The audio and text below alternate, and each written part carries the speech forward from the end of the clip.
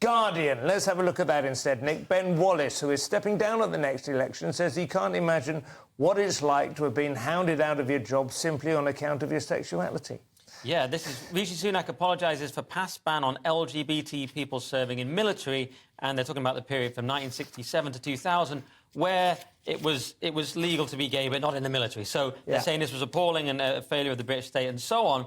And I do have some sympathy. Obviously, you know, this is important for some people, and you do think of the historic treatment earlier than this of people like Alan Turing, and it was pretty appalling. Yeah. The only caveat I'm going to say is I'm a bit sick of the constant looking back and apologising that we do in this country all the time. It's a bit like you go to therapy and you keep banging on about your childhood, where some pragmatic CBT might be more in order. And the only thing is, I'll just quickly add as well, it's quite ironic they're saying this is all appalling. We were, you know, kicking people out just because of their sexuality and so on, and yet we're still doing it with the RAF saying useless white males. Yeah, so just choosing different groups to do it. That's the thing that struck me, really, is that we've just moved on into different things that seem to be persecuted or considered unacceptable. But they are talking about specific cases where people were not just legally eliminated from the recruitment possibilities, but were also treated badly as well. Yeah, and people blackmailed and abused and whatnot, bullying, harassment. So this is have an apology. You acknowledge that there was a problem, and hopefully you move on and make things better.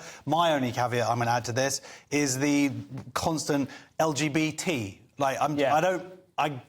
Maybe someone will correct me if there are any trans people who were persecuted during 1967 to 1990 or whatever, till 2000, but I don't believe so. They were persecuted for their sexuality. The T has got nothing to do with your sexuality. Why it's been constantly put in there. I saw a Twitter thread today, there's a news story that's happening in America where a young woman who's joined the army over there is complaining because she has 2 trans women, intact males, in her dorm, having to shower with them, and is now about to quit the army. That is, I mean, I suppose, I'm broadly speaking on board with this, although, you could make the case that in the 80s and 90s, the argument against having gays and lesbians in the armed forces was that people felt unsafe in their dorms, their barracks or whatever, knowing that there were people who might be sexually attracted towards them, that they were expected to shower with. That kind of argument was made and is now been pretty much eliminated, and everyone's very comfortable about it. Maybe that's not a million miles from... Well, the difference is here is we're talking about women who are physically weaker than men. That's a scientific fact.